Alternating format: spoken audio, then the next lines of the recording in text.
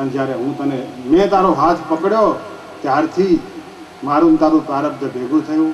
ત્યારે જ તું આ પલંગ લાવી, ત્યારે જ તું આ ગાદી લાવી, ત્યારે જ તું આ તકીઓ લાવી.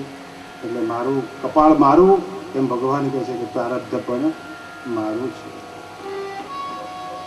આ જીવ ભગવાનના ઉપકારને ભૂલી જાય છે કે બસ મેં આ આપ્યું, મેં આમ કર્યું, મેં ભજન કર્યું, મેં સેવા કરી, મેં દોડાદોડી કરી, હું ત્યાં ઊભો હતો એટલે જરા પણ તકલીફ ના પડી, અને મારું કામ તો હું તો 24 કલાક ઊભો ને ઊભો રહું, એટલું બધું ધ્યાન રાખું. ભગવાન કે બધું સાચું, પણ પ્રારબ્ધ તો કપાળ તો મારું છે. એટલે મારું ને તમારું જે પ્રારબ્ધ છે, મારું ને તમારું જે કપાળ છે, એ ઠાકોરજીના કપાળ સાથે ભેગું થઈ ગયું.